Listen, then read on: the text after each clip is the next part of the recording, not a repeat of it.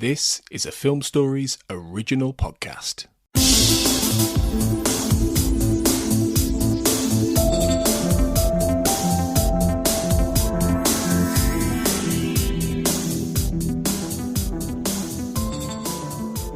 Welcome back, everybody, to the Xcast X-Files Podwatch. This is episode 43 of our series, and today we're taking a look at Mundo, Gira and Leonard Betts.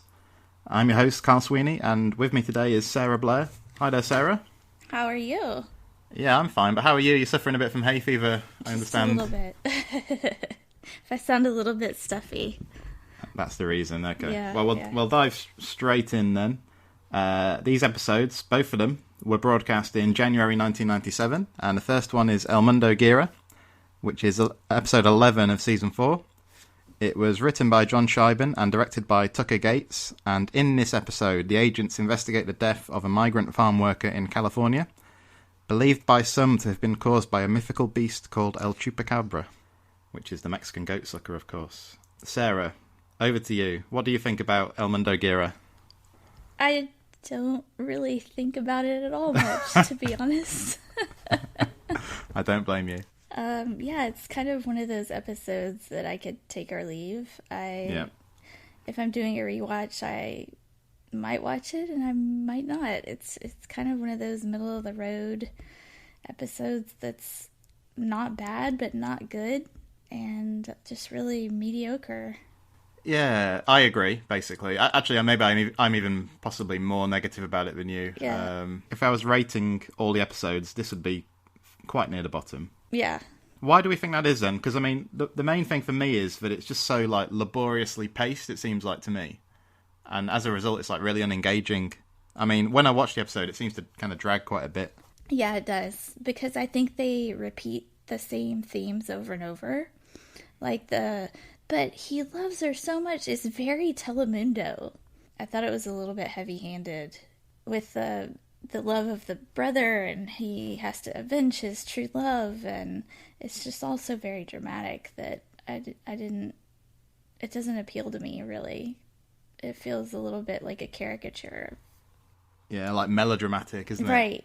Yeah, I was going to ask you, you touched on a couple of points there I was going to kind of bring up to you. So, it's got, this social criticism aspect of it, nobody cares about these people. But, I don't know, I just don't think it's done that effectively, because it's kind of, like you sort of said, it's kind of repeated again and again and again, and any viewer will know exactly what they're trying to point out. It's not done with any subtlety, is it? I don't think. No, absolutely not. Absolutely not. And, especially to just kind of jump to the end to prove that point, you've got these weird-looking dudes who are walking along the road trying to hitchhike, and if I saw that on the side of the road, I would notice. I would notice these people and call the police and say there is something weird on the road, just to, be obtuse about it. And then, so that didn't make a lot of sense to me at all, because you've got the voiceover and they're talking about how these people aren't noticed and these people are just driving by. I'd be like, what in the world is that? No.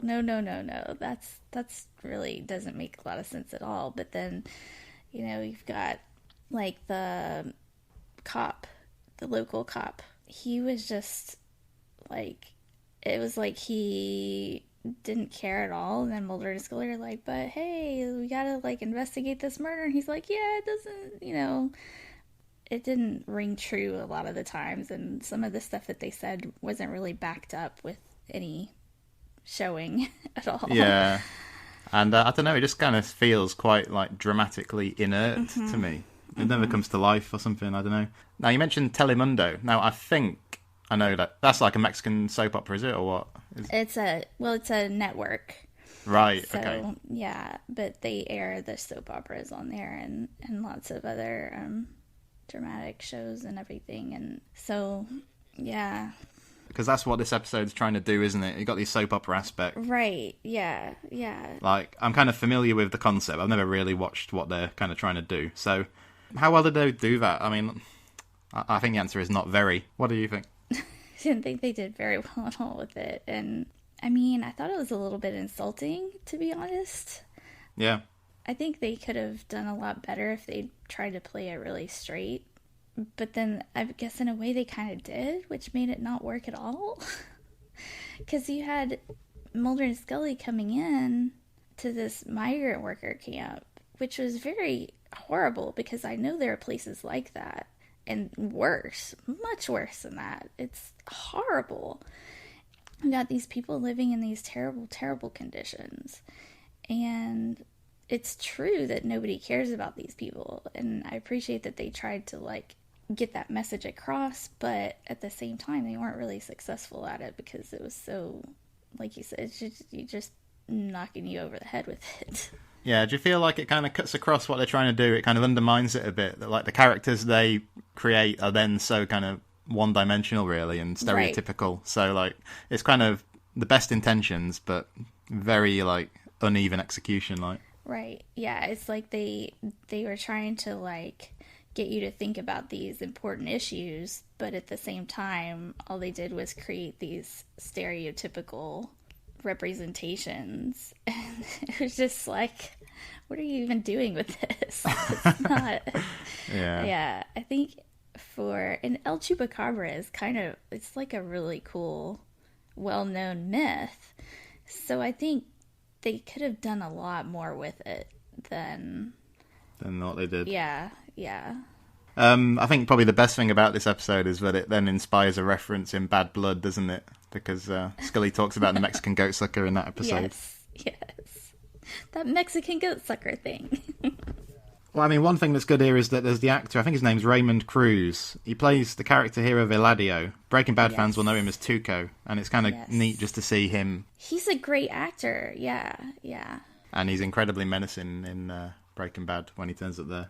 What about from the perspective of... I mean, you mentioned the weird-looking dudes. Like, did you think this was... Like, what did you think of, like, the visual effects they came up with and all that kind of thing? I mean, I thought the makeup was great for, what it was. Especially with the viruses and how they had to, do all the different victims that they had touched. I thought it was really effective and creepy, for sure. I mean... As far as X-Files go, it was a great X-File. The rest of it was just not. Yeah. Yeah, I think it was the location and the rest of the execution didn't come quite off. But as far as, like at the very beginning in the teaser with her face and all of that, the makeup was really, really great and very horrific in a good way. You know what I mean? So... Yeah, definitely. So some good elements. Yeah, and the music always, like, Mark Snow is just a genius. He always creates such a vivid mood and everything that he kind of, I think he saves a lot of the really mundane episodes with his music, so. Yeah, so what about our dynamic duo, Mulder and Scully? I mean, they kind of seem quite pensive to me in this episode. There aren't that many lively moments between them that I can recall. I mean, there's one joke about Purple Rain, which is quite good. Yeah. Can you remember it? Is there any more, like, repartee between the two that comes to mind? Honestly, not that stands out. This is one of those episodes that you kind of watch and immediately forget. I watched it a couple of days ago, and now I'm just struggling to, But at the same time, it's when, like, there's a lot of times when I'm thinking about the show or whatever, and I remember like the virus or the fuzz on the people, and I'm just like, that was really gross. So every now and then it comes up in my mind, so I guess I do remember it a little bit, but yeah. But it sounds like it's just kind of like the odd memorable image rather than like the story or yeah. So yeah. I agree with it. I guess we covered it there. Is there anything else you wanted to mention about this one? I mean, there are great moments like that when Eladio was talking about his girlfriend or like what happened to her. I mean, that was pretty intense, and I thought there was some great acting there because he at a time when you actually would be upset about somebody dying, that was appropriate drama. But I think the reactions of Mulder and the cop made it seem a little bit too, like, his performance was so great, but then you get their reactions and they're just kind of like, this guy's a weirdo. So then you think like, oh, well, maybe, but yeah, so it didn't quite match up. Is it possible to act too well? He just did such a good job and it didn't really mesh with the rest of the episode.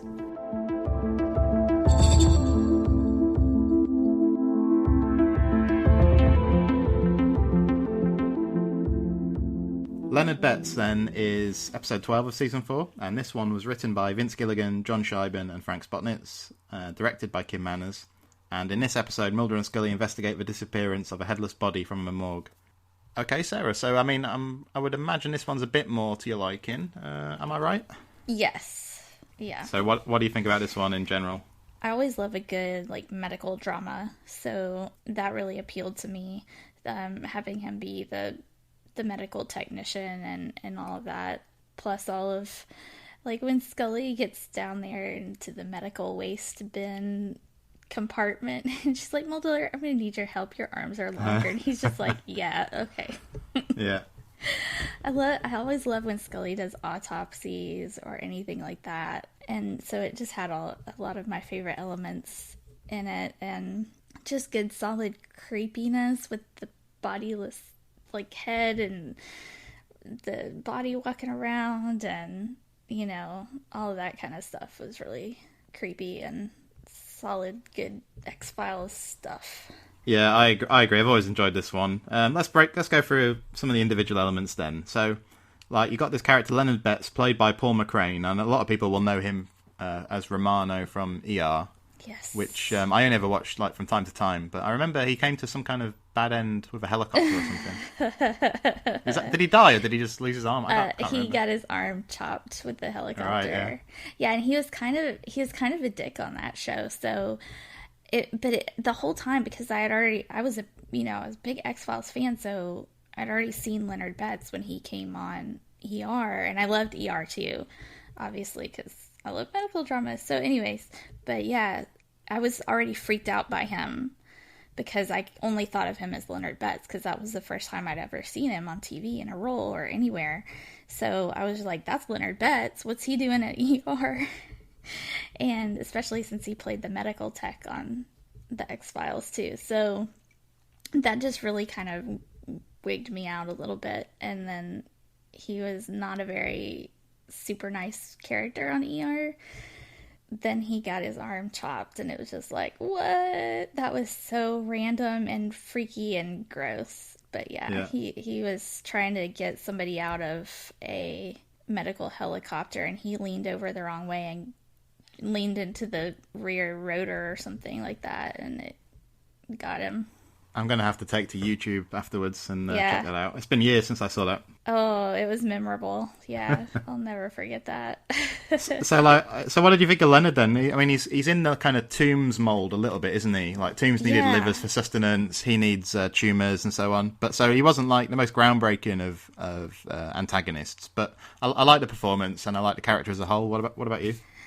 I did. I felt like you said, like, Tooms was a little bit of a strong silent type, and I think Leonard was too. I mean, mostly because he, like, didn't have a head through most of the show. So, I thought the regeneration thing was a little bit weird, because, like, did he need to be in the iodine? Did he, like, it was never truly clear to me. Maybe it was to you, but I don't know. Like, how did he actually regenerate stuff? Because, like, did his body just get up and walk away without a head? Like, how did it know where to go? Like, how did he get the clothes off and get in the bathtub with no head? Like, how does he even know where to see? Like, none of that made sense to me. And, like, how did he even get there? Because people are gonna notice a bodiless, like, no head person walking around. Like, that's gonna be a thing. Like, how did he get from the hospital to his house without a head? That was not clear to me. Like, I liked the effect of him walking away and you couldn't really see and totally see in the reflection of the metal, but yeah, that really was, like, not clear to me at all. No, I guess you're right. I guess there are some logic issues there. Definitely got the sense that the iodine bath was his Yeah. body regenerate in some way. But yeah, how does he see without a head? I don't know.